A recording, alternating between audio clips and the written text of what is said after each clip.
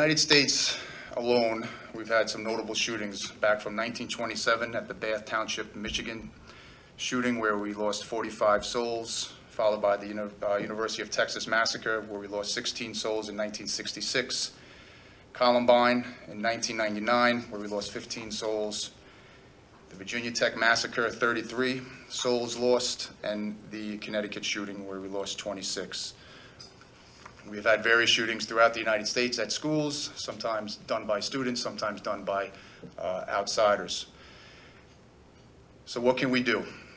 So layers of security is how we're going to start off and discussing. This is very important, having layers of security. If you just have one lock on your door or one security officer at your front entrance, you're not doing enough for your school or for your facility. We have to implement different levels of security that will slow down an intruder, that will minimize the possible chaos or victims if someone is able to get inside your facility or into your school. We're going to start off with basics. Cameras. Do you have them? Are they positioned properly? Are they pointing straight down? Are they recording? I go into schools in the city and Long Island, and I find out that cameras aren't working, or they're not positioned properly, or they're positioned at a dumpster. So what you want to look at as one of your first layers is outside of your school is your camera system and how they are set up, where they are pointing, what they are recording. Okay, now cameras won't prevent everything from happening. They're a deterrence. Many people think, oh, if I have cameras then I'm okay. No, your cameras are a deterrence. They let people know they're being recorded if they come in. It lets the bad guys know they have something. Doesn't mean it's going to stop them from coming there, but it's one of the layers that you should have, and that's what's very, very important. Taking the time out to make sure that these cameras are in place, in position, being recorded, can be remotely viewed, whether it's by key staff members in an office, or if you're not in the school, that it can be viewed somewhere else on an iPad, on an iPhone. Continuing with your exterior perimeter security, fencing. Schools in Manhattan, some schools have fencing. Just did an assessment where we had fencing on a school in Manhattan. More so you have that on Long Island. But if you have fencing that's part of your access point into your school, make sure this fencing is in good order and is working. What I would strongly recommend is to have an access control system that will be part of your main entrance doors, your entrance into your through your fence, and make sure that it is operating properly and that it's checked. Again, it's one of the layers that you can put into place that will help you in addition to your cameras. And I'll go back over all of these points that I'm making right at the end. Security officers. If your school has a security officer, use them. Okay, give them the tools so they can do their jobs properly. If you have security officers outside your facility, I'll take an example of a Long Island school that I was just in. I drove up to the school. The security officer was in a private vehicle, had a yellow jacket on, asked me what I was doing. I explained, my name is David Boehm. I'm here to drop off my bag that my son left. Okay, no problem. Go through. Now, great, the security officer stopped me, told me what I was supposed to do. That security officer should have a list of all the parents, students, and take those extra 30 seconds and say, hang on 1 second, Mr. Boehm, let me check. Okay? I went back to that security officer afterwards and I spoke to him. And basically this is what he told me. He said, this is what I was told to do. This is what I was given. All right, so he's doing his job to the best that he can based on the information that he's given. So it's up to the administrators in the school to use your resources properly and use them for your benefit. Give them the tools, those security officers at a guard post, at a point where you have to enter the school onto the property before you get to the main building. Give them the tools to do their jobs. It's very, very important. Our main entrance doors. Are our doors locked? Can you just walk into your school anytime you want? Many schools, you can. Okay? Your doors should be locked. You should have an access control system, a buzzer system on your front doors. Yes, obviously they have to be able to egress from those doors if there's an emergency, but those main entrance doors should be locked, all right? I carry a firearm. I go into schools all the time. I'm in. I'm a good guy, I'm not gonna do anything wrong, but I'm inside the school because the door is wide open. There's no buzzer system, there's nothing, all right? So it's important, if you don't have doors that are locked, if you don't have a buzzer system, look to putting that in. It doesn't cost a lot of money. The ideas, the recommendations, things that we're speaking about are not items that cost a lot of money to do. It's easy to do, they're smart to do, and these layers, cameras, fences, doors, will make your location much, much safer. I get this question all the time. Dave, should we have bullet-resistant glass? Actually, Dave, do we have bulletproof glass? Should we put it in? Okay, so I explain to people what bulletproof really means. Doesn't mean that it's going to stop all the bullets. It's really bullet-resistant glass, okay? Do you put it in? It's a good question. It's very costly, especially if you have a lot of windows, and many schools do. And that's something you have to think about. But I'll put it in this perspective for you, and you can make your own decision on that. If you have a classroom that is street level, and anyone can look into it, where we do have a lot of those in Manhattan, and someone, instead of going through those layers of security, going through your front door, going through your access system, going through your security guard, decides, well, this is easier if I can just walk past the classroom and I want to do harm to kids and just shoot out the windows into the classroom. Bullet-resistant glass will slow that down. Eventually, it'll break and bullets will go in, but it will slow it down for a couple of shots. Those few seconds might give enough time for that classroom to get out, to evacuate, to go to a different location, for someone to set the alarm and bells off so help can come. So you have to think to yourself what bulletproof glass will do for you, bullet-resistant glass will do for you, and is it worth saving a few seconds because it may keep someone alive or keep a child alive? My opinion is yes, but that is an opinion that not everyone carries based on budgets, on what you can do. But it can be a capital improvement project that you do as years go on. But it's something to think about and understand what bullet-resistant glass provides. Communication at the door. I go to a school, I wave, the person in the lobby looks at me, hits the buzzer. I'm inside. No communication, no questioning. How can I help you? Who are you? What are you here for? And I'm not speaking about high traffic times when we have 50 kids, 300 kids, 600 kids coming into school. I'm talking about after we have our high traffic times and kids are in their classrooms, that the schools should be locking down their perimeter doors. And these procedures should be put in place. We shouldn't let anybody just walk into our school. And this happens and is still happening after the Sandy Hook shooting. And I'm sad to say it's happened in my school district, which really upsets me because I have 2 children that go to middle school, and I can just walk into their school at any time. And yes, there's a receptionist there, and he or she is very nice and very helpful, but what are they going to do once you're inside the heart of the school? Access control systems I was speaking about regarding your fence and your main doors. Access control systems can be very helpful. You can have staff, your workers, all have cards to access into your building. Your doors are locked. You don't have to waste staff time on someone opening the door for your staff to come in and out. It can also be given to parents or guardians, depending on the size of your school, depending if that's what you want to do. But access control is very helpful. It's not expensive. It's very easy to give someone a card and take that card away. You have an employee, a staff or teacher that may have gotten fired, you can deny the access. You have a parent who's now going through a custody battle, order of protection is given, now you can deny access.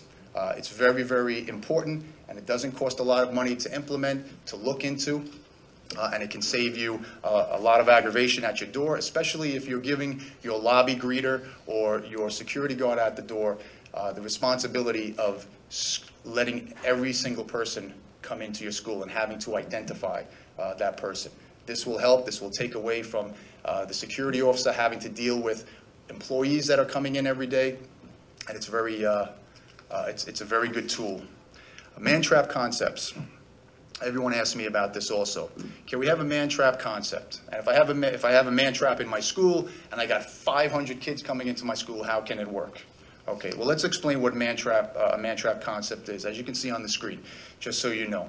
You go from a public area, you access one door, that door has to close, you're in the middle, the second door will not open until the door behind you closes. You can get out at any time if there's an emergency, but that's the man-trap concept.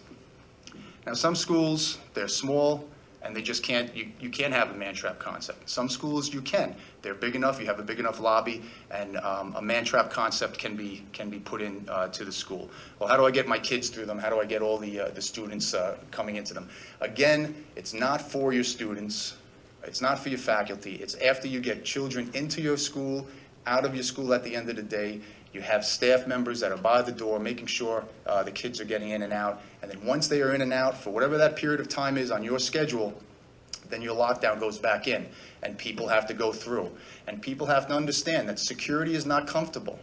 All right, we go through it at the airports. You know, it stinks. We have to go and take our shoes off and go through scanners, but we're doing it for a reason.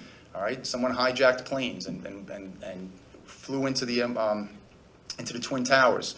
So again, this is what happens. We want to look at different ideas, different things that we can do to slow down someone from getting inside to our schools. So again, another layer of security prevention is the man-trap concept.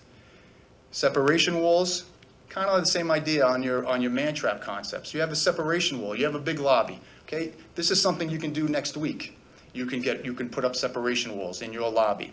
What you want to do is you want to prevent someone from coming into your school and accessing your elevators or accessing your stairwells. Because once they're in that lobby and they have access to that, then they have access to the heart of the school. Again, you want to slow it down.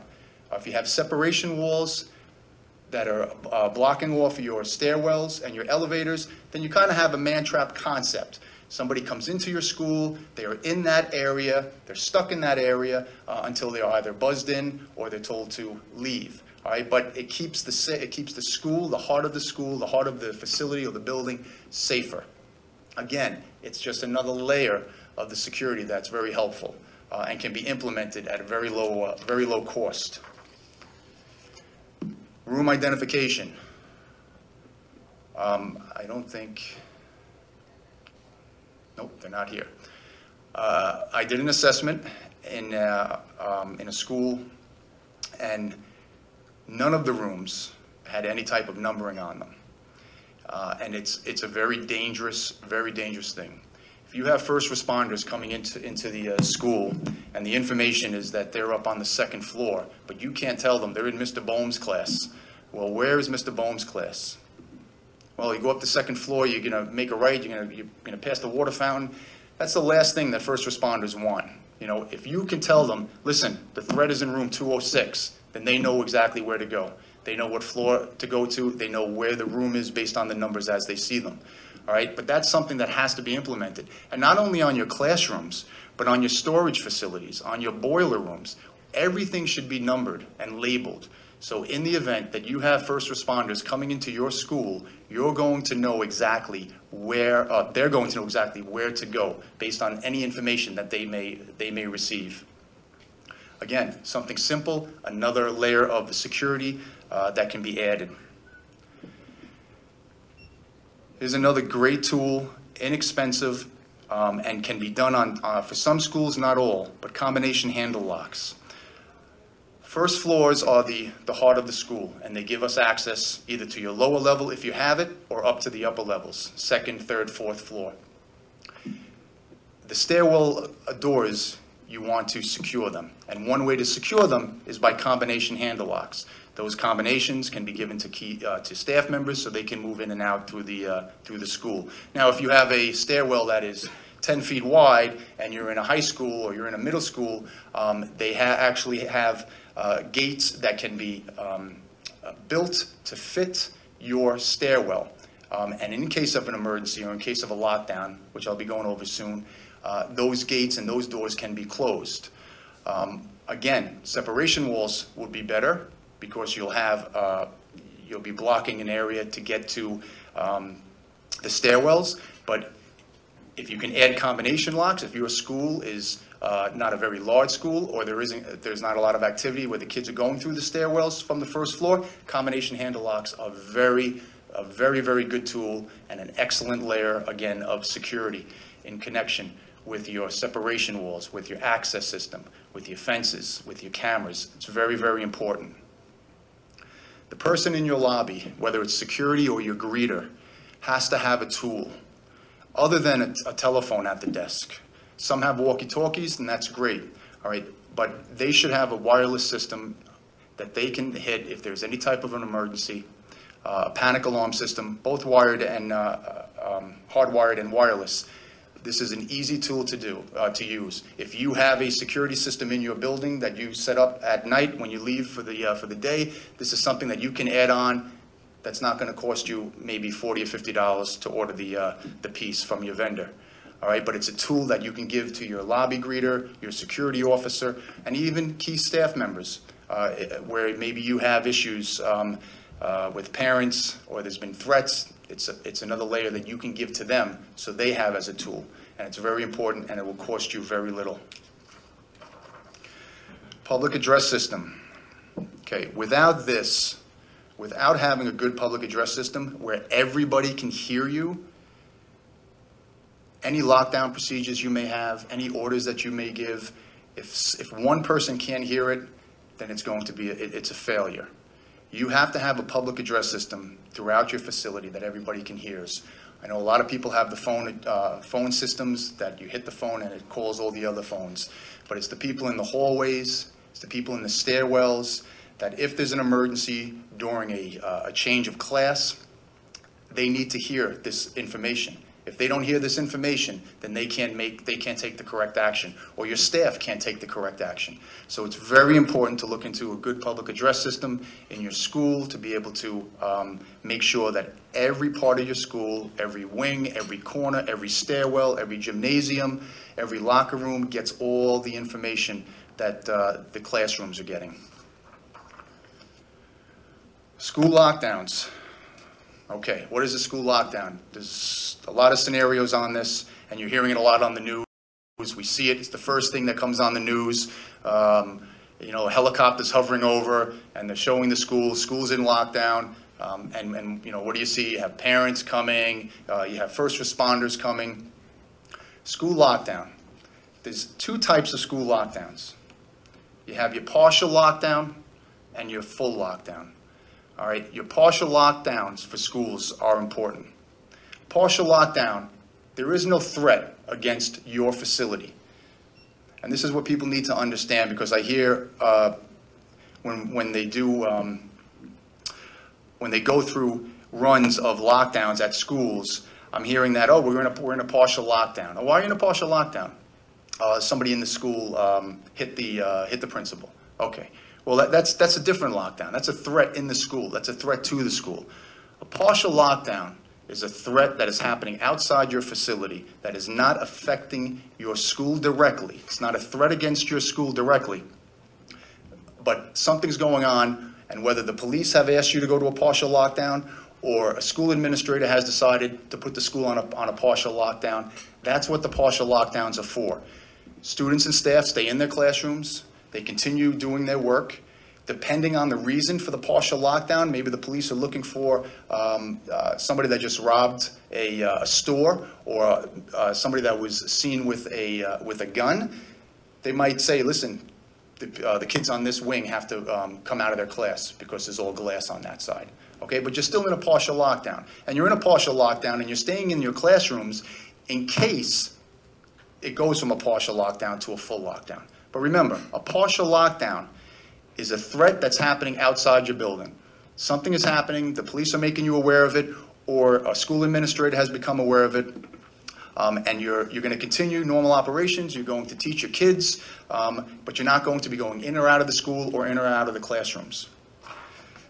Full lockdown is different. You have a threat inside your facility. You have a threat inside your school.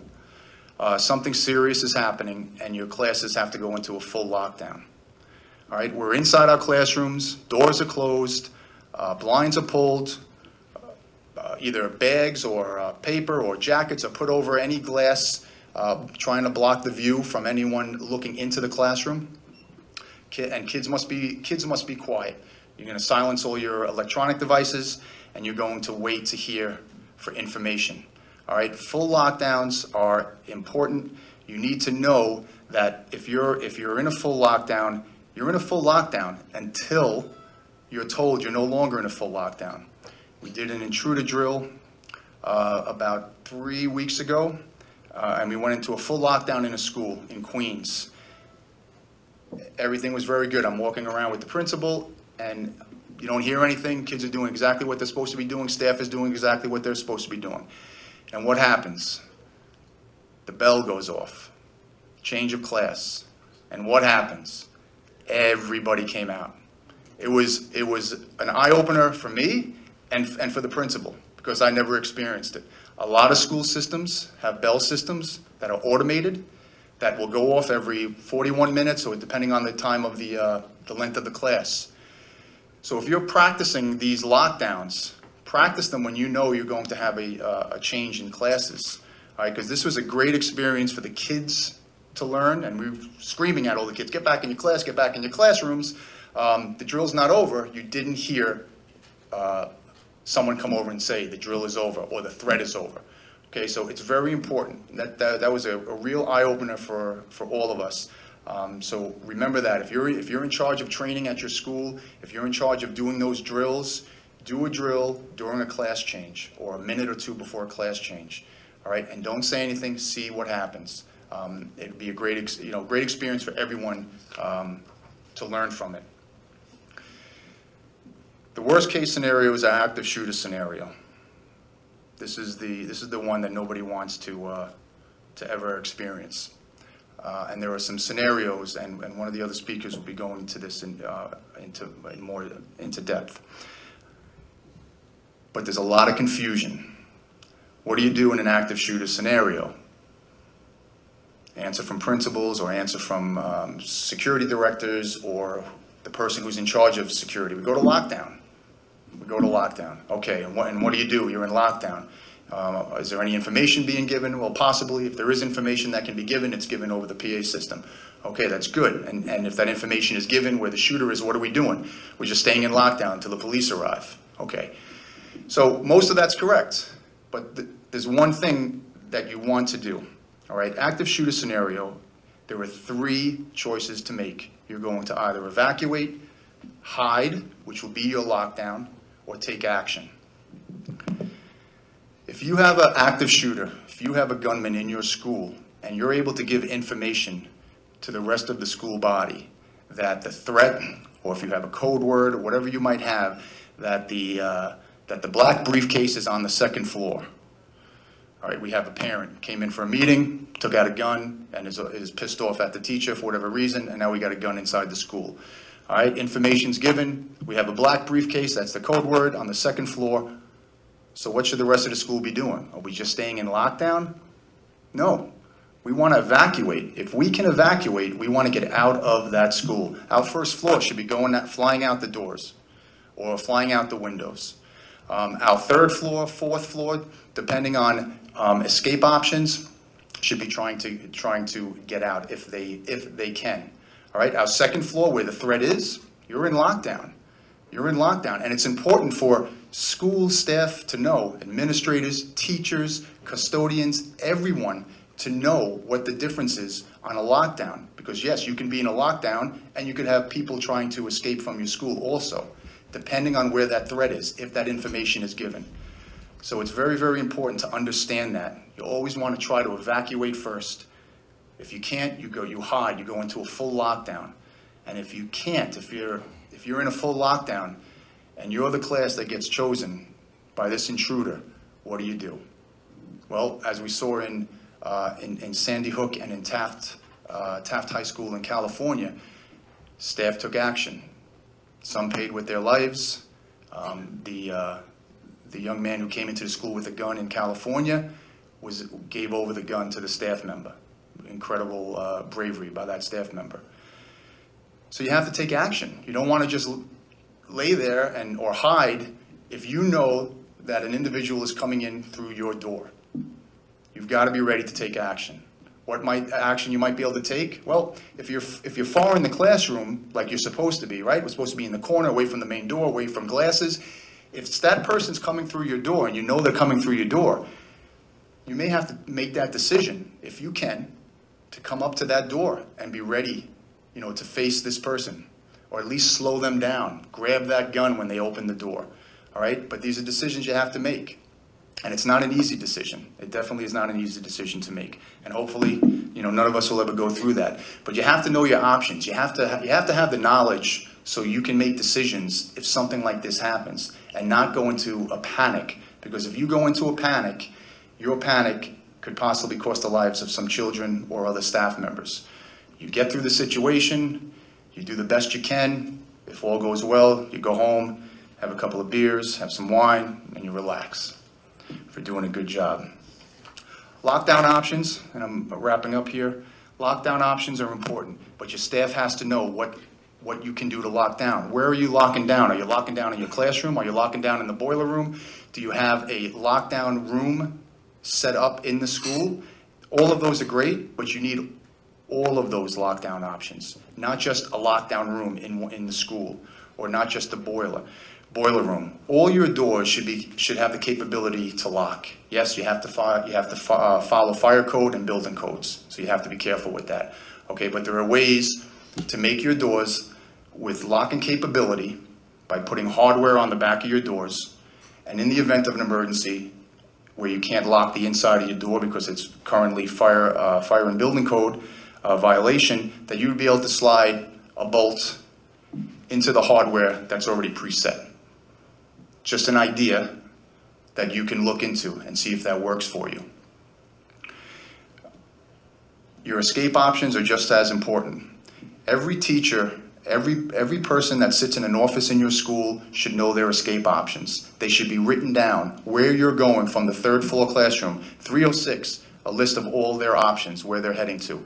If they're going to a fire escape, if they're going down staircase A, staircase B, if they're going to the roof, going onto an adjoining building. It's very, very important that these escape options are given to all your staff members, and that the staff members go over these escape options, because it's very, very important. We have schools that, especially here in the city, that you're up against other buildings. Okay, we can go to the roof, we can go onto another building, we can come down an adjoining stairwell of that building. It's important for us to go out, meet our neighbors, make sure we touch base with them and let them know if there's an emergency, this is what we plan to do. We're going to use your access system, we're going to come onto your roof, or we're going to come down your fire escape. All right, because in an emergency, you want to know where you're going. If you don't have a clue where you're going and the only thing you know is, well, the main entrance is 3 floors down, say it on you. Teachers need to know this information, staff needs to know it. It's very, very important. Once you get out of your school, your safe house locations, where are we sending your kids? Where are your teachers going? They have to know where they're going. Every location here, school districts, you guys, there should be 2 safe house locations, whether it's a shopping center, parking lot of a mall, or maybe some neighbors down the road. But you have to have some plan to know where people are going. And everyone should know these safe house locations. So when you get your escape option and you're using that escape option and you're down on the street with your kids, where are you standing? Am I just standing by the roadway? Am I standing 50 feet from the front of the school? When I know there's a gunman inside, they have to have escape options, and they have to have their safe house locations so they know exactly where to go if they get out of the school. Staff training. Here it is, people. One of the most important aspects of making sure that your security procedures are in place. If you don't do staff training at least 3 times a year, they're not benefiting. And staff training has to be more than just sitting in the classroom. When we do assessments and we do staff training, we actually go through the physical movement of going through an escape option, doing a lockdown, so it becomes second nature to people. You have to do that. It's very important. Don't just hand out a flyer saying, hey, this is everything you got to do. Make sure you read it. is not going to work. They have to do this on a regular basis, just like you do your fire drills, until they get to know it, and it's important. And in the event something does happen, you will see that your staff, from every level, from your teachers to your custodians, will be able to get out safely, lock down safely, evacuate safely. Very important. And the reason we do this is to make sure we have a safe and secure environment. Look at the pictures of these kids, and this is it. This is the reason why, we do this and take the time out. We become complacent, just like we all do, myself included, but we need to make sure that we're doing everything we can by implementing simple procedures, simple items that don't cost a lot of money. They're like, oh, how am I going to come up with all this, except for bullet-resistant glass, but all these other layers, from your cameras to your access control system to your communication capabilities. These are important, and they don't cost a lot to do if they're implemented properly. Okay, now everybody could have these, and if you don't implement them properly, then you don't have a good security system. And it's important to make sure that you do that and take the time out, so that kids like these 4 kids here, have a safe environment when they go to your school or to your facility. So with that, I'd like to invite our next speaker, Mr. Albert Timens. He is the CEO of CAPAP Academy, and they do training for our law enforcement agencies and also our private sector in anti-terrorism for both domestic and international.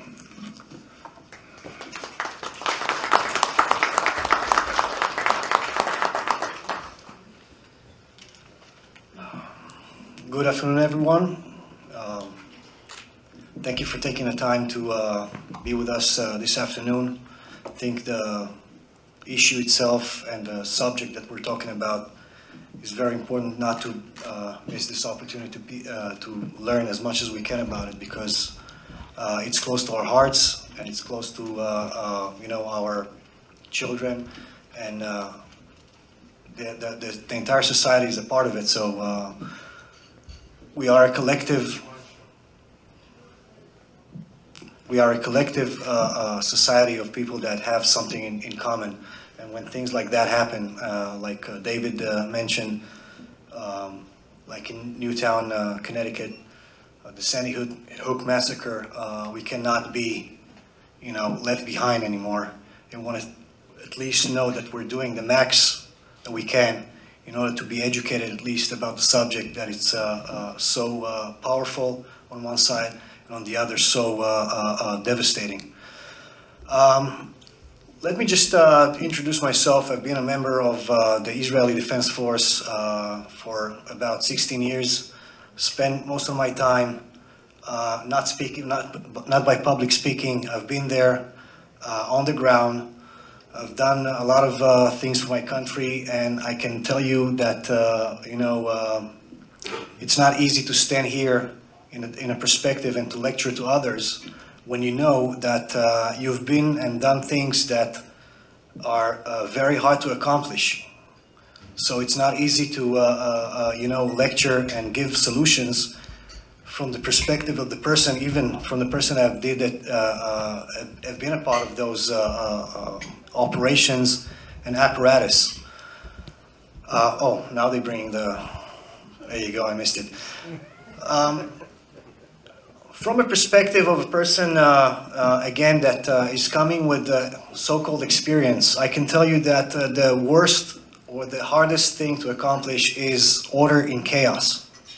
And when we're talking about situations like this, it's the worst case scenario. This is the worst threat to public schools or private schools or any school when we're talking about active shooter, okay? Just think about it for a second. You're just sitting there minding your own business, and somebody comes here and starts to shoot actively one after the other. Think about it for a second and take it into your mind. What emotions, what feelings, what takes over yourselves in that moment? That's horrible. That's nothing to be compared with anything else that we've known before. Acts of terrorism are happening, almost every day around the world, but we hear about them on the TV. We see them in different media ways, and it's far away from us. But slowly we start to understand that as a society we cannot stand anymore on the viewer side, and we have to take active part in actually securing our own societies, our own schools. We have to do that. Nobody else is going to replace us. There is no replacement for the human factor. There's no gadget or no technology that will actually replace you, administrators, school staff, custodians, anyone that has a say-so in the daily routine of our schools has a say-so in the security. It doesn't matter who you are, you will have to do the right thing when the moment calls for it. So let me just start by actually explaining what is an active shooter, because we hear that active shooter, active threat, there's a lot of names being called the lone wolf attack. A guy comes, and in different countries it's called amok. In Germany it's called amok training. The guy is in an amok, and now he's taking his rage and he's actually entering a facility, a school, or a public building, you just name it, and he starts to shoot merciless. There's no distinction between small kids. There's no distinction who is he's just the target of an opportunity, and he's just, reflecting his rage against society, against whatever happened to him, and he's just, in that moment of massive killing or massacre. And those, little moments that we think about, are horrible, because it has to affect us. It has to trigger some kind of a response from us, not just to see there, to take another seminar, to take, an active part. And this is where, I'm more feeling comfortable talking with folks. I'm not a public speaker by trade, but and most part of it I did public speaking for my superiors in Israel. I got in trouble because I said things that nobody would say and nobody wanted to hear. Changes that nobody was, willing to take because the other guy didn't do it yet. So why should I jump first and take, the first step? I'm father myself. I have 3 kids. They all go to school. And the first thing that I had made sure that in my school district, at least I would know what's going on there. And I went to the principal and I had a nice conversation with her. And I said, when is the last time that a police officer walked around here in the school, if something, God forbid, happens, and knows, the school, how it looks like? Where's the exits? Where's the entrances? How many places we can hide in? So she started asking me why, who you are, who are you? And I said, I'm a father. I'm a concerned father. I would like to know, if you guys are doing everything in your power to secure my kids. This is 80% of the time of the day they're spending in the school. What are we doing about it? Are we just letting it pass to somebody else to take the decision to make our school safer? Or are we as school teachers and principals taking an active part in actually doing everything that we can in securing our schools? I know that when I came to America, everybody said, it's a matter of budget, the budget thing. And I know that there's no price that I can put over my kids' life. And that's another thing that we need to think about. One thing is to work with budget, but the other thing is to work with what we have. We have a lot of resources that we can utilize, that we can work with, that we can actually exploit to the point that we actually control them much better without being dependent on some external help. We're always looking for the higher government to help us because we're helpless. I'll tell you something, when you're under fire, when something happens in your school, no SWAT team, no special operations, no government, nobody's going to come to your help. You're going to be there with yourself. And you better be trained, you better be educated, and you better know what you're doing because you have a lot of liability on your shoulders. And it's very easy to mitigate our responsibility to somebody else because, you know, we're just a small screw in the big machine. And I don't see things like this, and this is, I told you that I got in trouble with my public speaking in Israel because that's my style. I don't like to be, you know, politically correct, and I like to say things as they are. In my past, I've been training with one of the better units, I would call them. They're supposed to know something about tactics and training, and they're like very highly trained. And we did a red teaming for them. We did a force on force just to explain what it is. We played the bad guys for them. And, you know, the scenario started and I ended up killing half of the force, just one guy. And they couldn't believe that. And I said, you know, listen guys, you're thinking like in patterns. You're thinking like in tactics. I'm thinking like the bad guy. There's nothing in the back of my head that will hold me to do anything against your logic. So everything that we think to the right will happen to the left when things, you know, happen under those conditions. And this is how the bad guys think.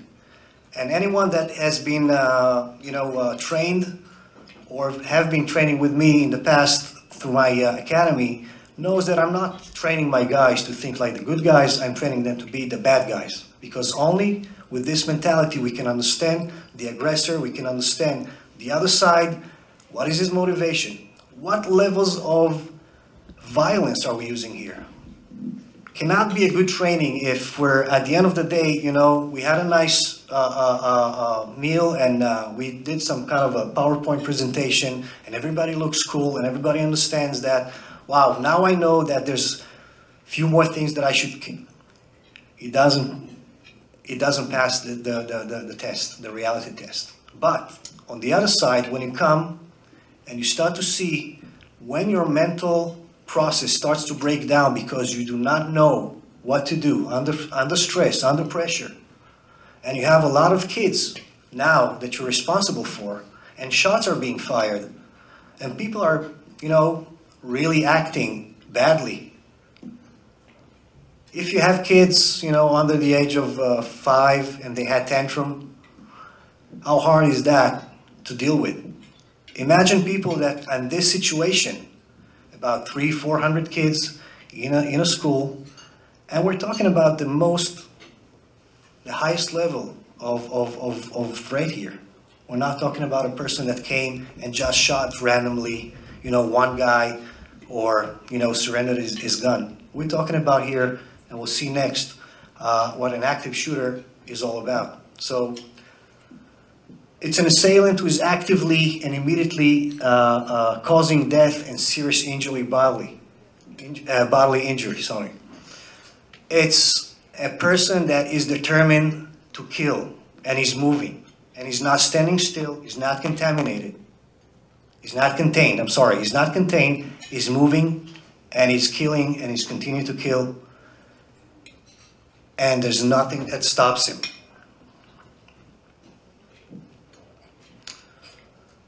There's two definitions of the situation of active shooter, okay? It's the dynamic situation.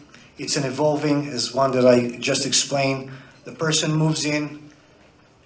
As he moves, he shoots. He moves from class to class. He can move from one side to the other side of the school, unannounced. He's not saying to anyone, hold on now, I need to pause to go to the other side. There's no rules for that. We're expecting the best case scenario to happen to us, and this is, again, I'm trying to portray here something that is the worst case scenario, and this is the nightmare that we're facing. A static scenario would be that is either, you know, stopped shooting, or, you know, now is transitioning, he's shooting towards either a barricaded event, he's barricaded in one room, and now is, you know, stopped his active shooting, he's not moving anymore, and is standing still. That helps us to actually deal with the situation much better. But again, the active shooter, by definition, he comes in, is not going to be just staying in one room. Okay? Again, we're thinking that's the best that we can hope for. Let him stay in one room, we can lock that, and we'll let the police deal with it. Okay? It's not going to happen, and it's not happening. And we've seen that over and over, unfortunately. This is one of the most complicated scenarios to deal with. Law enforcement, security, I don't care who you are, where you're coming from, how much training you had, it's not enough. Nothing will really prepare you to this type of an event, but there's ways and there's things that we can do and start to work on and start to build towards a better program that we can actually deliver in our schools.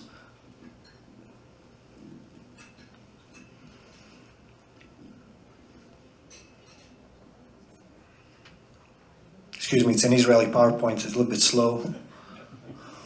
We wait for it to respond. Okay, another definition is timeline of violence. Okay, the timeline of violence starts, okay, when the active shooter started his first shot, okay, and now he carries it. We'll see it later on with few incidents. We had the Virginia Tech massacre as well. It was an active shooter that came in, and in a time span of 2 hours, okay, in between. So the event was not contained to a minimum. He actually moved from one place to the other side of the university, and he continued from there to shoot. So there's those situations when we're not sure what we're dealing with. Okay, we have to train at the highest level and to understand that expect the unexpected. Okay, because if you're thinking on borderline of, yeah, I know how to handle that, we have the SWAT team. The SWAT team is very trained. We invest a lot of money in it. They have all the equipment. This is what they do 24/7. But again, how much time, if I'm here already, it's going to take to the fastest SWAT team in the world, even if they have a helicopter, to be roped on the top of this building until I finish my job here, if I started it. So in a matter of seconds, minutes are a long time. So this is how we need to think about. This is the lines that we need to address the threat actually, and to think about it in training, when we're training the staff members and the administration of the schools, the public places. Please continue on.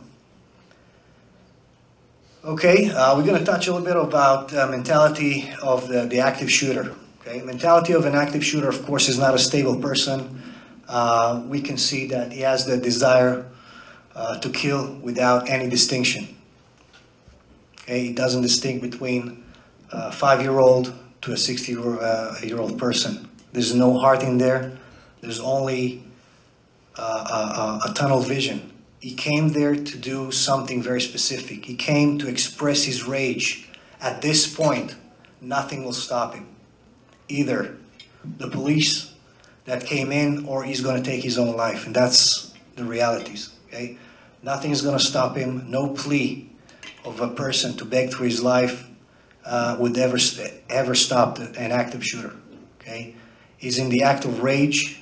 He's just now, you know, finished all the common sense, all the period of thinking beforehand. That's it, it lost it. Now we're dealing with a deranged person that his entire definition of coming today to the school was to kill as many people as he can. How do we stop? How do we reason with a person like that? Do we even try? Okay, so there's a lot of things that we can learn about the mentality of the active shooter and to understand what is their, where are they coming from. And when you see over the time, these guys have commonalities. They have, you know, things that actually put them together and tie them together. They have a sense of being, you know, abused, that they're the victims. They're actually the victims. They're not the ones that are victimizing. They are the victims. This is how they see themselves. When they come to the school, usually it's either they have a specific target or that they go after anyway, but they will engage any target of opportunity on the way there. So like David mentioned before, it can be now an unruly parent that, you know, just heard that his son was, thrown out from school for a certain behavior. And now his entire rage comes into 1 second because, you know, 2 months before he got a notice that he's going to be fired, or, you know. So all these things are a ticking bomb, and when the bomb goes off, this is what we get. Those are the outcomes. Those are the things that we're dealing with. So an active shooter, again, in that environment is a very devastating thing. There's three categories of active shooters, or the three types of active shooters: workplace and school-related shooters, the criminal terrorists, and ideological terrorists. Okay, we'll see later on, if you remember the Mumbai attack in 2009. The Mumbai attack took place. 168 people got shot. Okay, they were a group of people, they were terrorists, but this is an active shooter scenario. They went inside hotels, they executed people one by one. They didn't plant a bomb. That, of course, after that, a few of them, and we'll see in the next slides, the outcomes of what is the actual outcome of an active shooter, okay, incident.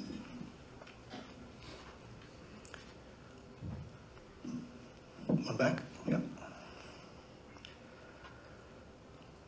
Oh, sorry, my bad, yeah. I took this one here. It's just to illustrate how the cycle of violence becomes the outcome of behavior. So you can see that there's the negative situations, personal, social, all those things that mix inside us. We all had a bad day. We can all, have a commonality. Oh, I hate my work. But that doesn't make us an active shooter. That's definitely on the other side of the scale that keeps the balance between this and a violent event. But more we go down, we see that intense feelings intensify, the entire logic of how the violence will erupt eventually. So this is a very nice illustration of how you see those things play part in the decision of an active shooter. Why would this be important to us to look at this? Because we all know certain people around us that have issues in their lives. Can we ever predict who will become an active shooter? No. It's not written on their forehead. They will not let you know that. It's an act of the moment sometimes, but there's some active shooters that have planned that attack. The time span that we're talking about, it's not immediate. These things can be planned way, beforehand. They have a lot of characteristics that are similar to terrorist attacks, and they are terrorist attacks. Okay, when you send a terrorist to, go and detonate himself as a suicide bomber in a place, it's not the first time that he's been there. He needs to know the place.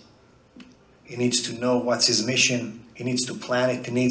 There's no escape route there because, again, the definition is to kill yourself at the own act and to be a martyr. And these people have the same exact characteristics. If you put them together, you'll see that an active shooter becomes almost like a suicide bomber. And you'll see that the number of people that came out of an active shooter, as an active shooter alive, very little. They're either being apprehended by police, because the police got to them before they shot themselves. Most likely, they're going to take their own lives. Okay, so this is, again, that's the peak of their act, to take your own life. Okay, and we'll see that in the next slides.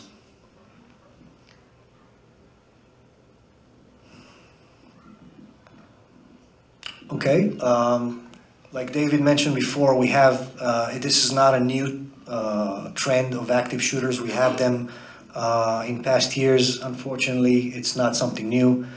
People express their rage in different ways.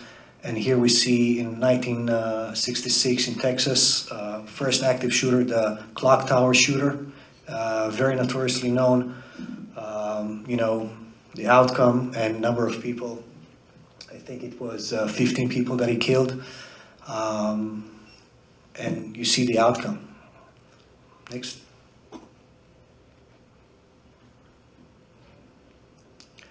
Again, another incident in California, San Isidro. A person crashes his car into a McDonald's and starts to shoot people there. We see the outcome of the event. We see that he's taking like 21 people killed in this event. So these events have, again, the same characteristics. A lot of people. It's a populated place, very highly populated. So, you know, very close to each other. People are in panic, and he's actively shooting one by one, execution style. I'm sorry, it sounds very, you know, harsh to hear those words, but this is what we see here, okay? Again, there's more examples.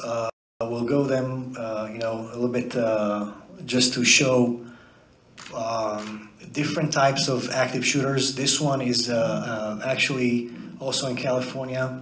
It's called the West Hollywood shooting. Involved two people that were heavily harmed with rifles, machine guns, and they carried the same, you know, type of attack. And again, here they got killed both by police. And it's more of a criminal terrorism. Their motivation was totally different, okay? So they robbed the bank, and when they started engaging them, the police, they got exposed, they started shooting. Fortunately, besides the active shooters, there were not a lot of, you know, casualties. Next, please. Okay, the most notoriously remembered couple from Colorado, the Columbine massacre. Again, two people or two students that planned their attack way before. They well prepared it. They prepared months ahead. And there's a lot of signs actually in the school system. And today we have the media, the blogs, and the social media that people, you know, are expressing themselves in different ways.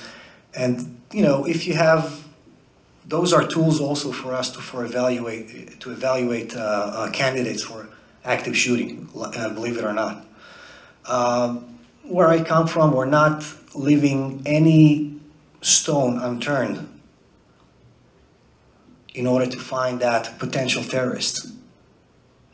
Because if you already passed my layers of, you know, security, and he's already in that building, there's very little that I can do. And that's again, it takes us to the, you know, point that, okay, we want to stop that before it hits our schools.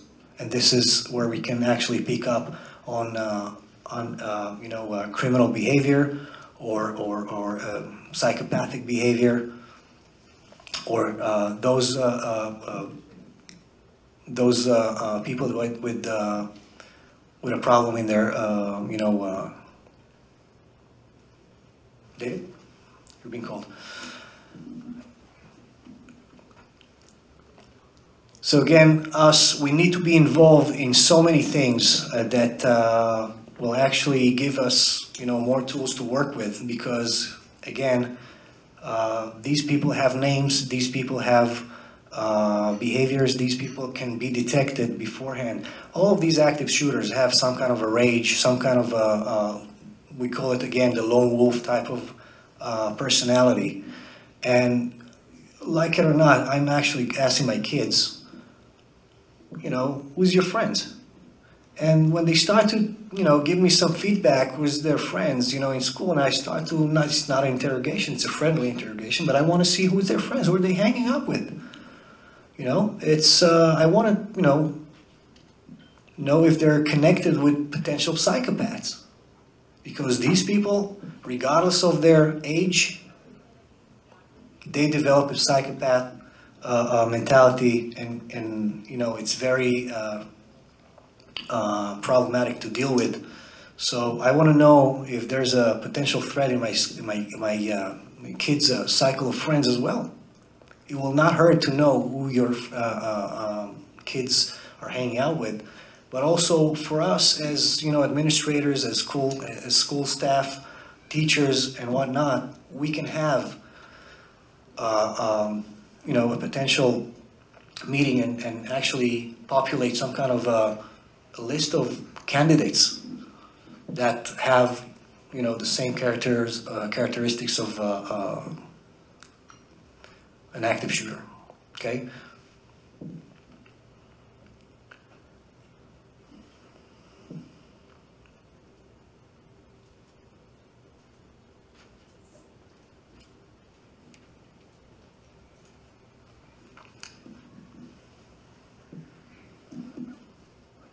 Yeah, we're going to go over to the next point. We're going to jump over the active shooters examples because my time is short and I didn't expect to speak so much. But again, we're going to jump into next slide is lessons that we learn from previous incidents. What we as law enforcement and public administrators can come together and put together and try to make it better for the next time, and what lessons we have learned from all of the past incidents. So I'm not going to go one by one. You have the slide, you can read, but we can definitely have a lot of things that we can do as a society, how we sit together, how we talk, how we put all the resources together, us. Who is actually, the school resource officer that everybody knows. He's a very good candidate to be one of the best people to approach. I'm talking about universities, I'm talking about post-secondary schools here in New York City that has lacking, security measures. And these resources, we don't need to spend a lot of money just to make a plan, just to know where we're heading with it. So those things, can be maintained just by, sitting together, making that plan, and actually going over it and making sure that it's being applied.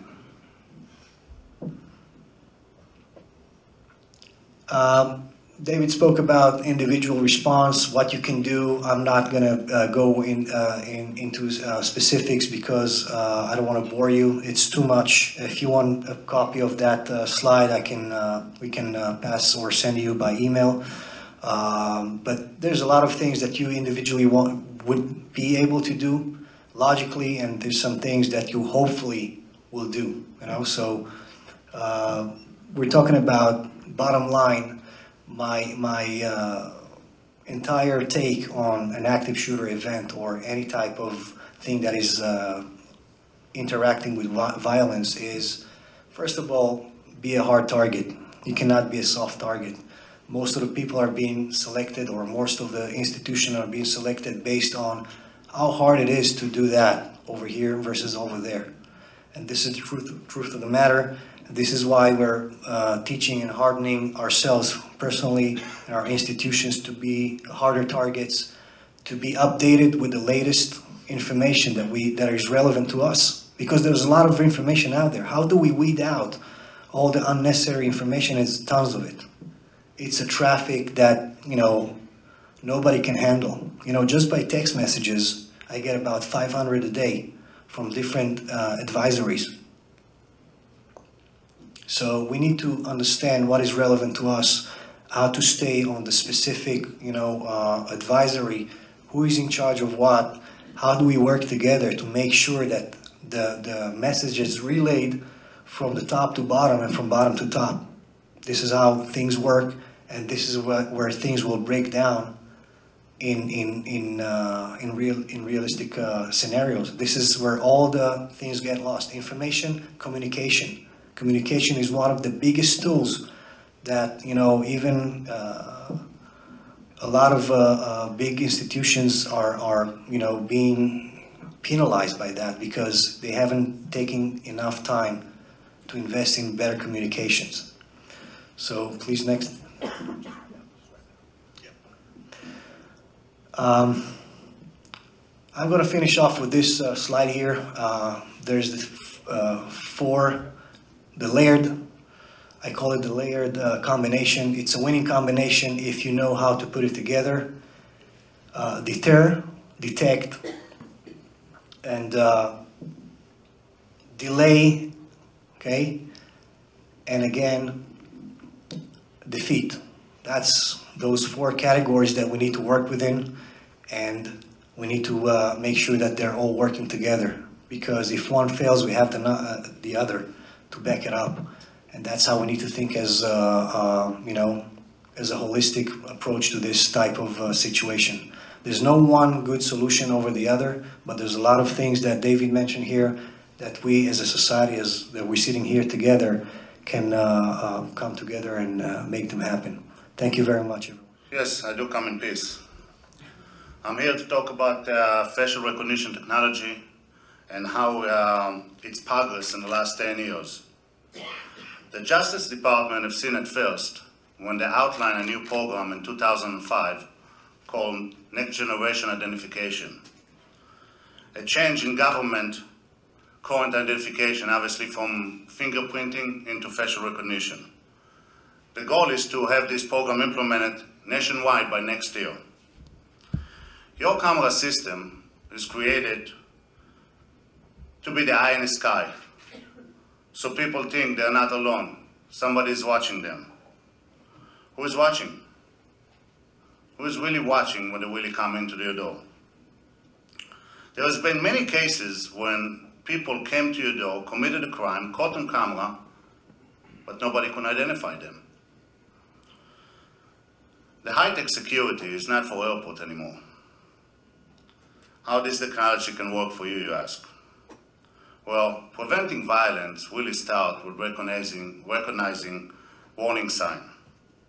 Should we ignore people with intent of committing a crime or violent act, or unwanted people when they come into our door?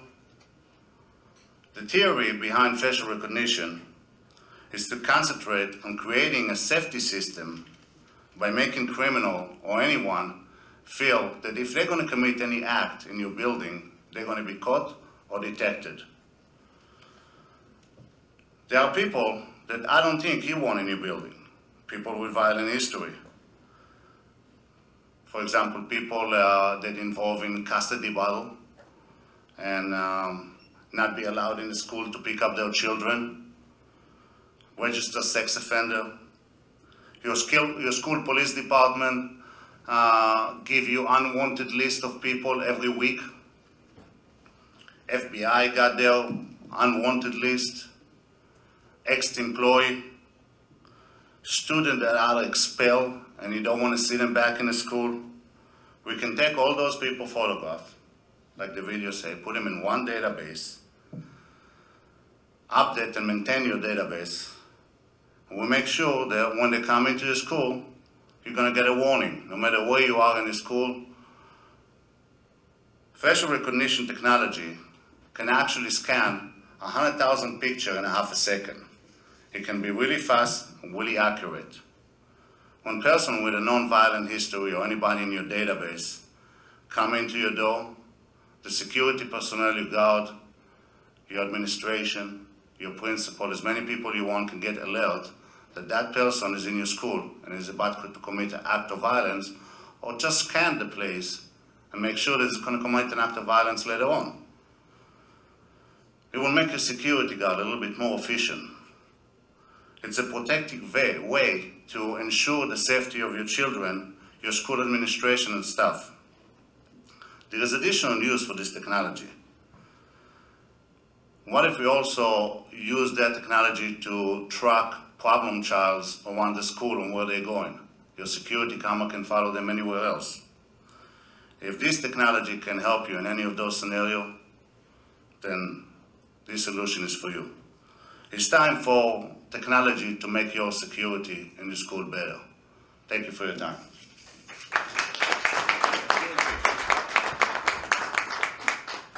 Thanks, Zach. Okay, ladies and gentlemen, now we're next speaker. Our keynote speaker has had a distinguished public service career in both the New York State Assembly and the New York State Senate. Former Senator Michael Balboni served as a Republican representing the 17th Assembly District in the State Assembly for 8 years until being elected to represent the 7th Senate District in the State Senate in 1997. He held this position for 5 terms before stepping down at the end of 2006 to become the New York State Deputy Secretary of Public Safety. In his role, Senator Balboni managed an agency of 63,000 employees with a $5 billion budget and helped write and push through every major piece of legislation regarding Homeland Security that has been passed in the state since the attacks in 2001. Most recently, Senator Balboni founded Redland Strategies Incorporated, a company that sits at the intersection of public safety, government relations, and business development. Redland Strategies provides expert advice to some of the world's most prestigious companies, including Raytheon, CSX Transportation, and JP Morgan Chase. Senator Balboni is a regular contributor to Fox News National, MSNBC, Good Day New York, and News 4 New York, and a frequent contributor to the op-ed page of Newsday. Now, ladies and gentlemen, I'd like to give a nice warm applause to Senator Michael Balboni.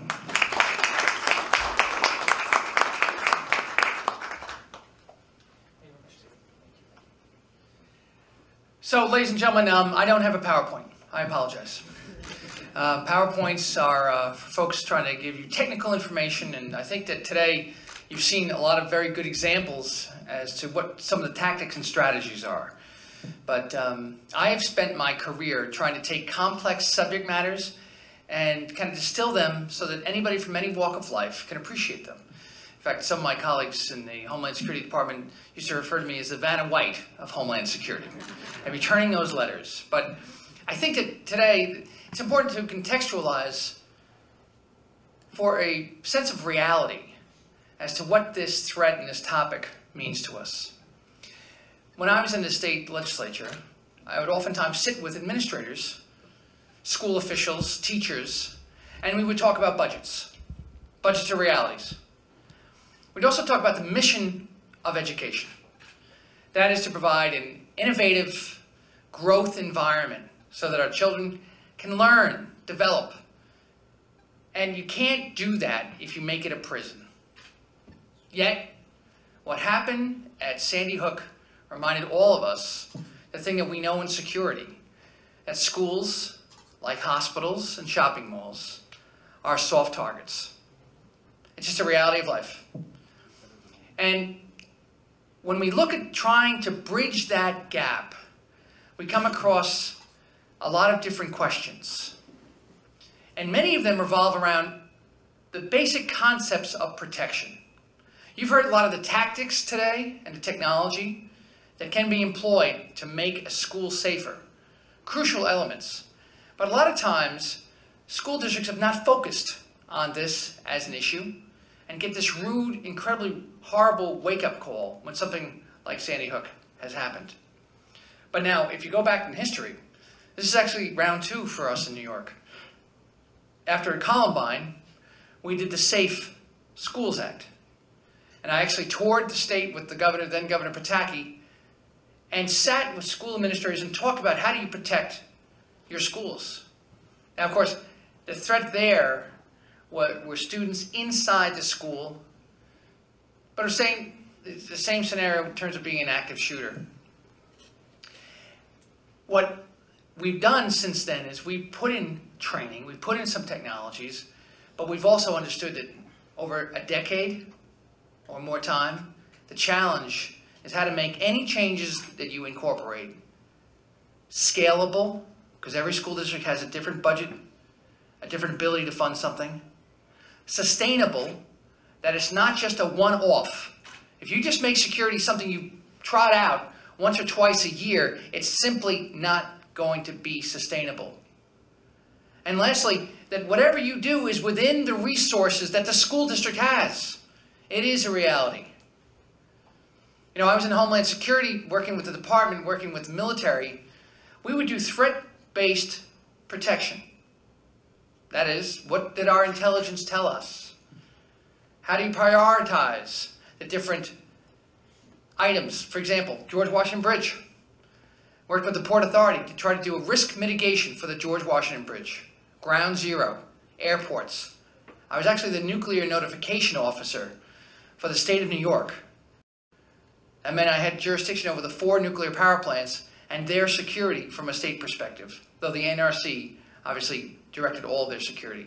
My bumper sticker in the back of my car used to read, "When I run, you run." I saw the whole spectrum of security, from the most intense to the least. And we would always do things from a footprint perspective. That is that there's a perimeter.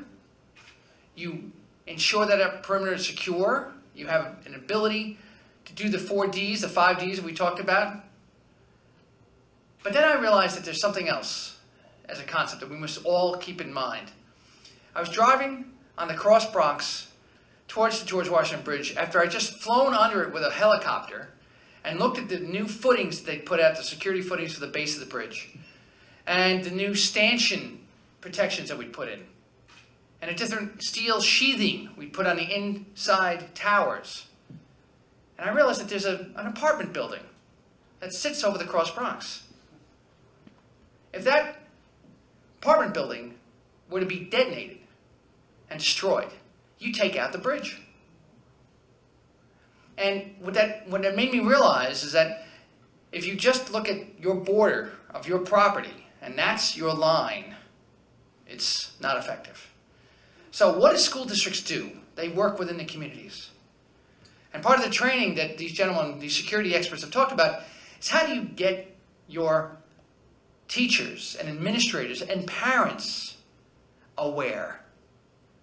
So many times we have issues of domestic violence. So many times we have custody disputes. We have drug abuse. And though we think that our American society has kind of somewhat pure thoughts and intentions when it comes to the educating our child, it's still reality and life. And so if you have administrators and school officials who watch out for these types of signs, actually learn what's going on in the community, you then expand the perimeter. And the best way to prevent something from happening is to keep it outside, but understand if it's coming at you. One of the projects I'm working on with the Suffolk County Police Department is a fascinating project.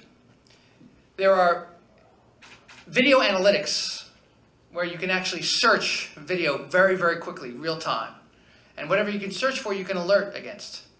So one of the programs we're working on is to use a pole camera and put a pole camera outside the house of an individual who has an order of protection for them. And what we do is we take the analytic and we put it on the software, and if a car with the license plate of the individual again who has the order of protection against them shows up, it alerts, and then the police arrive. One of the strategies that I've heard that school districts have been able to think about deploying is to use the license plate reader technology in their own schools. That there's a way to bring cars in, and before the school year begins, you get a listing of all the license plates of all the parents that are going to be dropping off their kids.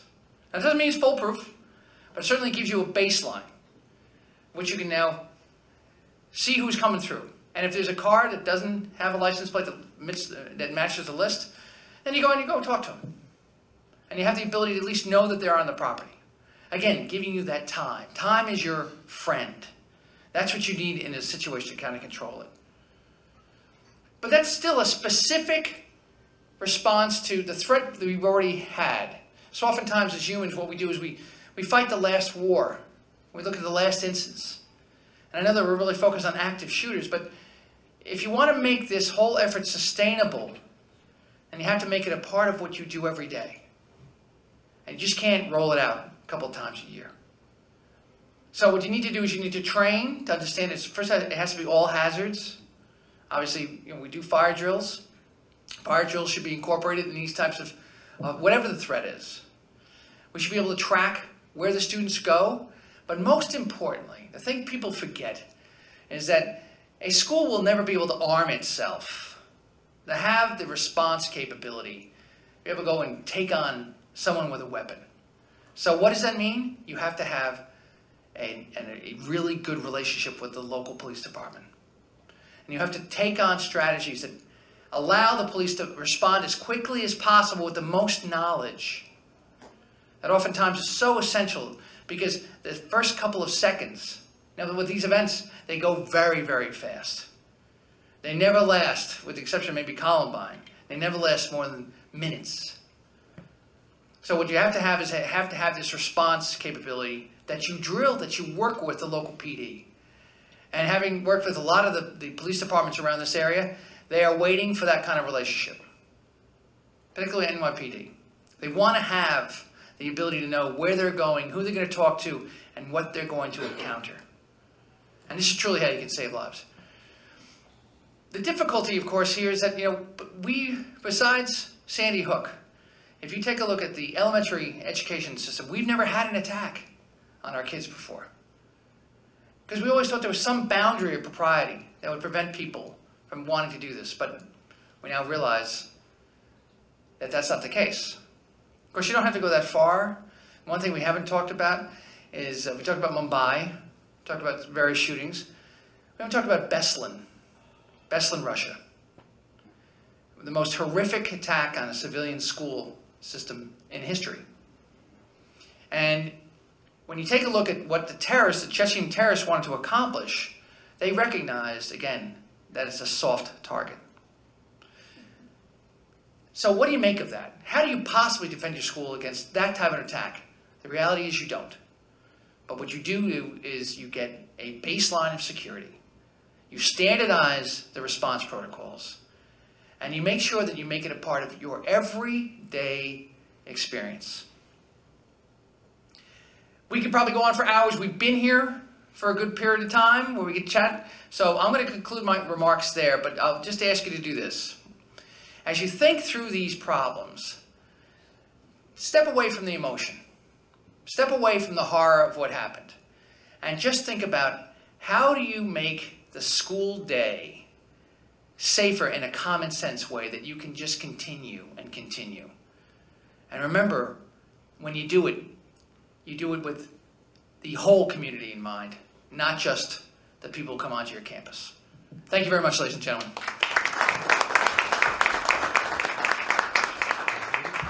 Thank you, Senator.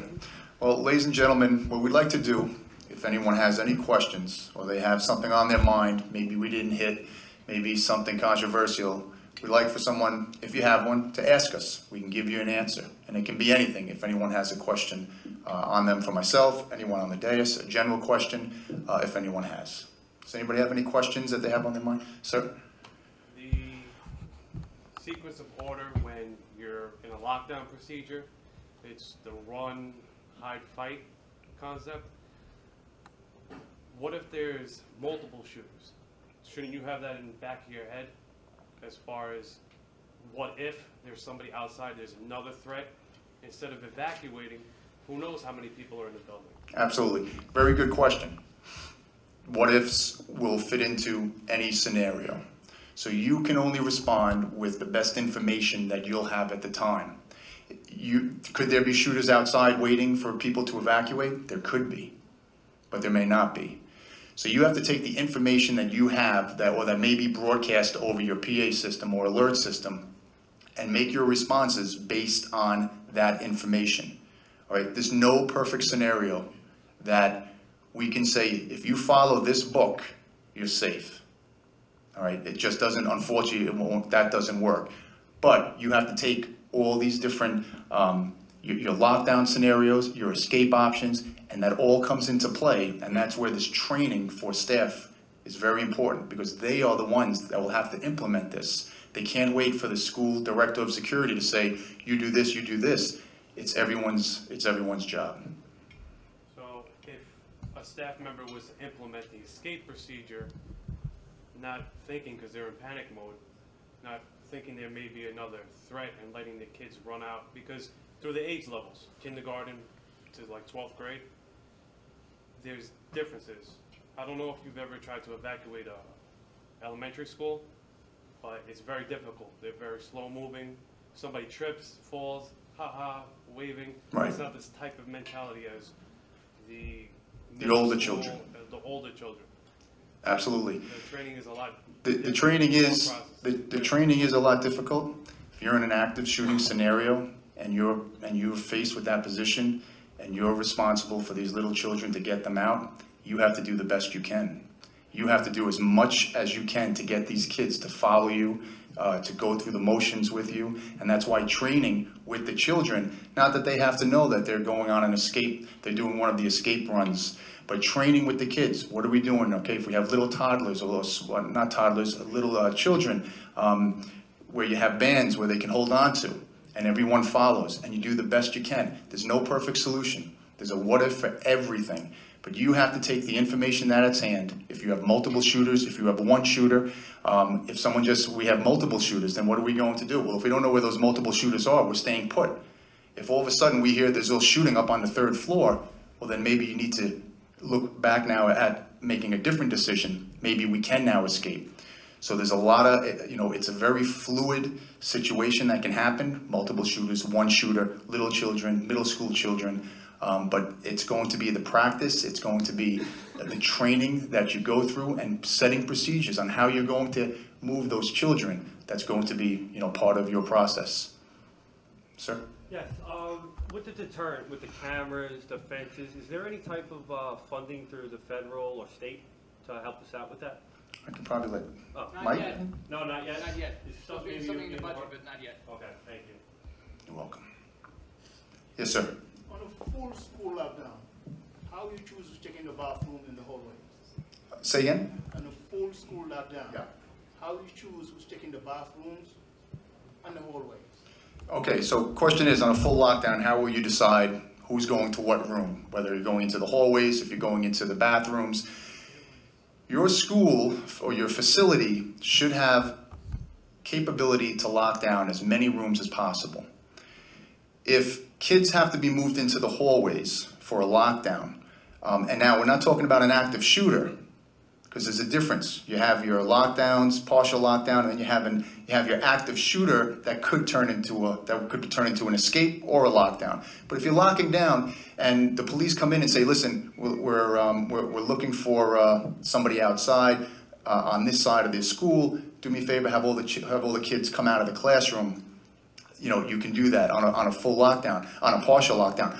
On a full lockdown, if your classrooms can't lock and you're looking to move the kids for a specific reason, that would be the reason you go into your hallways, is if there's a specific reason to leave your classrooms. But if you're implementing, or the police have implemented, a full lockdown, then you're staying put in your classrooms, closing blinds, away from windows, away from doors. But if a teacher locked their classroom, can they open the classroom to check the bathroom to see if there's children inside that bathroom? Or if you lock it, that's it, you can't open it anymore? Right. So what's going to be the most important thing? The PA system is going to be very important. Yes, if your teachers who are in their classrooms, what should they be doing? If a lockdown is put into effect, St. John of God school is going into lockdown. Teachers should be opening their doors, looking out their doors real quick, looking left, looking right. Now, if they let little Johnny or little Susie go to the bathroom, and the bathroom is, close enough, which I would assume it probably would be if it's not in the classroom, if we're talking younger kids, then yes, let's get those kids and get them into the classroom. That's important. For younger kids, I know most times bathrooms are located in the classrooms. As they get a little older, they're outside, but that system, that communication throughout the school, throughout your facility is going to be very important, that everybody can hear it. That everybody can hear it. We did a lockdown in a school in Queens, and everything was quiet. A staff member was in the bathroom. She came out, she didn't hear anything, she turned around, she went back in. She didn't know we were in a drill, but she knew something was happening of course, she was hoping it was a drill, and after a while, she heard everyone talking and staff moving around after it was announced, but she couldn't hear it. Communication wasn't getting to her. You know, she could have walked right into a shooting situation or into an intruder or to an incident. Yes, sir. How can you set priorities as if you're in a full lockdown or there's an active shooter and the fire alarm goes off? Which one, should the children stay in the room or should they? Right, well, that's a very good question. You know, it kind of goes with what I was talking about earlier. The bell goes off. A lot of times common sense is going to come into play. You know, if maybe someone pulled the alarm, oh, I'm going to try to scare this guy, or I'm contacting the fire department to get somebody to respond over here because it's an emergency. If you're just getting an alarm, then it's just an alarm. You're going to evacuate as normal. If you've gotten information that, hey, we're in lockdown, and now the fire alarm goes off, could it be the shooter hitting the fire alarm? Could be. That's why it's important that protocol is set, that all staff members, all students know until they hear that clear sign from whoever it might be the police department, might be one of the administrators from the school, you stay put unless you're in an active shooter scenario and you may have to evacuate or you may have to lock down. But now let's say if he comes in with like a cocktail, something simple to make, Mm-hmm. does start a fire, then... So what can you do? So you have an active shooter and you got a guy who has a Molotov cocktail. You know, you got you got a bad day going on in your school. But again, common sense will have to come into play. You're going to have to say, if I stay here in this classroom, we're going to either burn, or the kids are going to get smoke inhalation, or if the fire is spreading. So you're going to have to make those decisions. Those are complex decisions. The what if decisions. What if this happens? You know, there's no easy answer. But if you're starting to, you know, kids are starting to cough and choke from the smoke, then you need to then go from a lockdown to trying to escape. Maybe it's out a window, or maybe it's having to enter that hallway area or that danger zone. Anyone else? Yes, sir. I have one more question. Sure. I've been hearing a lot of mixed signals with this. An active shooter, close your blinds, leave your blinds open, don't do anything. What is it exactly? I know the state wants us to leave all the blinds open, but in past practice, we've been closing the blinds, so if the active shooter's on the perimeter of the building, they can't see who's inside what room. Right. So what procedure is the right procedure to do, or is it just based on what you think is right? What the State Department has put out is the evacuate, hide, evacuate, hide, and if you have to, God forbid, have to take action. If you're going into lockdown, you want to lock down, you want to close your blinds, you don't want to be seen. If you're leaving your blinds open, listen, law enforcement's on their way, but it's going to take them a few minutes. You don't want the person easily seeing into your classroom. He knows you're in there, or she knows you're in there. Let's not just put it on guys. You're gonna have some pissed off women, all right? But they know that someone is inside, all right? It's just a matter of, you know, which one are they going to pick? What's going to be easiest? Oh, yeah, I can see the kids are in this classroom. Then go into the classroom that might have a blind up or may have put a jacket up. So yes, our recommendations and our guidelines and following the state guidelines is make sure you're blocking your windows, okay? If you're in your classrooms, and this is really for the teachers, for the adults, and the police are now coming in and going from classroom to classroom, you have to know what your response will be when they enter your classroom. You follow their directions. If they tell you to hit the floor, you hit the floor. They're not worried about the kids. They're worrying about the adult that's in there because they don't know if that's the teacher or maybe that person is now, the intruder is now inside acting as a teacher. All right, so it's important to follow what the police tell you. Hands up, let them see your hands, follow their directions. Maybe you get handcuffed. You might get handcuffed, they'll take it personally. They want to clear the room, they want to get you out, and then they'll find out who is who once they get you outside. Yes, ma'am. A lot has been mentioned about classrooms, that you can have a lockdown and the students can be in the lunchroom. Yes. That can be a big problem. Absolutely, absolutely, and that's it's a great question. Some lunchrooms, depending on the size of the school facility, may have large doors, may have large entrance doors that can be set up with the capability to be locked by administrators or whoever the teacher is that's on duty for the classroom for the lunch hour. and locks can be put into place if they have to lock down their cafeteria. Now, if the cafeteria is just wide open and there's no doors, there's no area to go to, that's another thing that you have to look at. So we have to look at what are going to be their options. If there's a lockdown called into the school, where are the kids that are in the lunchroom, where are they responding to? Where are they going? Are they going to their next period class? Are they going back to the class they just came from? They need to know where they will go to. But if you have doors like that, where it can be locked down from the inside, capability to be locked, because they can't be locked because of fire code and building code, but the capability where you have your teachers that are on duty for the lunch hour know that if there is a lockdown call, they know where to go to get, and I just use it as an example, the bolt to place inside the hardware that has been set into the doors. They know where that is, and they can go into lockdown, and you can secure a whole bunch of kids at a very short period of time. Any other questions? Okay, well, I'm going to be around, so will the speakers. If you have any questions, please feel free to come up to me. I'd like to thank all of you for taking the time out of your busy schedules. I hope that you've gotten some information that you can use to make your schools safer, make your schools better. And if you have any questions or you need any clarification on anything, feel free to come up to me. I give you my card, I can shoot you an email, and I'm more than happy to stay and talk. So thank you very much, everyone, for your time.